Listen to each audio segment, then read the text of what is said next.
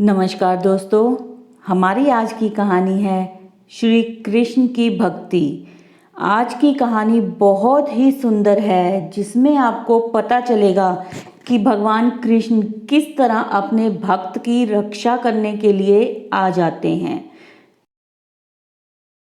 और अपनी लीला से अपने भक्तों का किस तरह उद्धार करते हैं। जय श्री कृष्णा। एक बार एक राजा ने भगवान श्री कृष्ण का मंदिर बनवाया और उसमें पूजा पाठ करने के लिए एक पुजारी को लगा दिया। पुजारी जी बड़े प्रेम भाव से भगवान की सेवा करने लगे।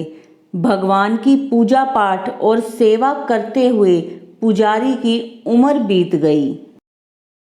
राजा रोज वहां दर्शन के लिए आता था, लेकिन इससे पहले वह अपने सेवक के साथ एक फूलों की माला भेजता था, जिसे वह पुजारी भगवान को पहनाता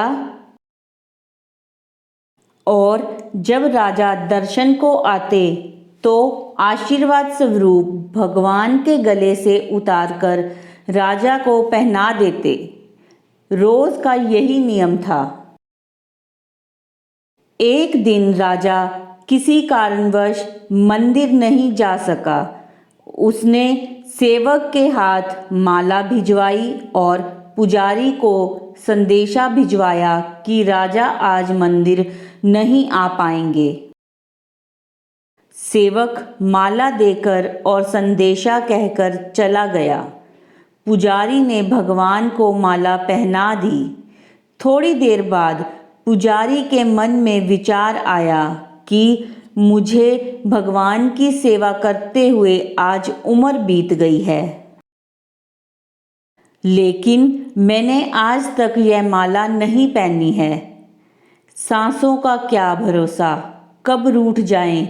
भगवान ने आज मुझ पर कृपा करी है, तो क्यों ना यह माला आज मैं ही पहन लूं।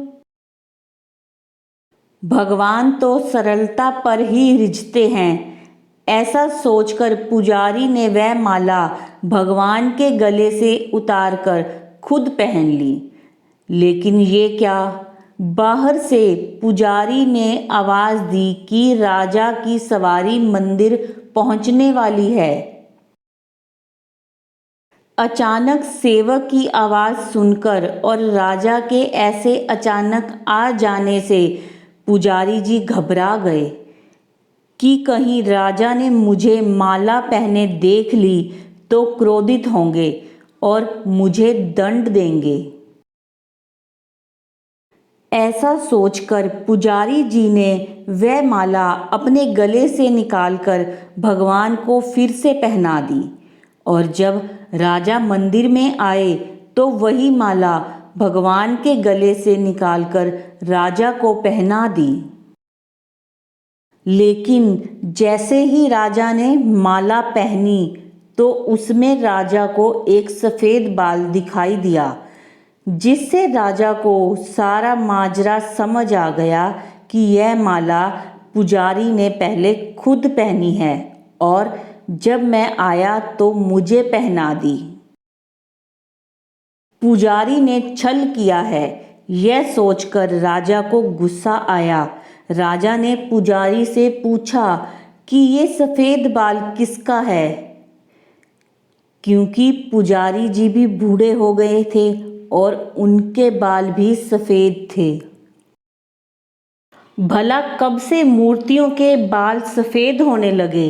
इस पर राजा ने पुजारी से कहा कि कल मैं श्रृंगार के समय आऊँगा और देखूँगा कि भगवान के बाल काले हैं या सफ़ेद। हुक्म सुनाकर चला गया। राजा के जाते ही पुजारी भगवान के सामने रोने लगा और विनती करने लगा कि प्रभु, मैं जानता हूँ कि मैंने आपके सामने झूठ बोलने का अपराध किया है। इस पाप के लिए मृत्युदंड दिया जाएगा। राजा अपने गले में डाली हुई माला मैंने पुनः आपको पहना दी।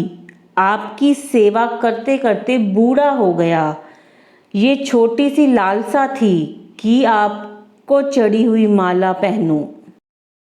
अगर भगवान के बाल काले निकले तो पुजारी तुझसे इसी लोभ लालच में यह अपराध हुआ। मेरे प्रभु, पहली बार यह लोभ हुआ और विपत्ति आ पड़ी। हे मेरे नाथ, कृपया आप ही मुझे बचाइए, नहीं तो कल राजा मुझे फांसी पर चढ़ा देगा। पुजारी सारी रात रोते रोते मंदिर में ही सो गया। सुबह हुई तो राजा आया और भगवान का श्रृंगार स्वयं करने के लिए बोला। पुजारी डर के मारे एक कोने में खड़ा था। राजा ने जैसे ही ठाकुर जी का मुकुट हटाया तो आश्चर्यचकित रह गया, क्योंकि ठाकुर जी के सभी बाल सफ़ेद थे। राजा को लगा कि पुजारी ने जान बचाने के लिए बालों को सफ़ेद कलर से रंग दिया होगा। अतः राजा ने बालों की जांच करने के लिए ठाकुर जी का एक बाल पकड़कर जोर से खींचा तो वहाँ से रक्तधार बहने लगी। यह सब देखकर राजा घबरा गया और ठाकुर जी भगवान के पैर पकड़ लिए और क्षमा याचना करने लगा। तभी मूर्ति से आवाज़ आई कि राजा, तुमने आज तक मुझे मूर्ति ही समझा, इसीलिए मैं आज भी तुम्हारे लिए मूर्ति ही हूँ। पुजारी मुझे साक्षात भगवान समझता है।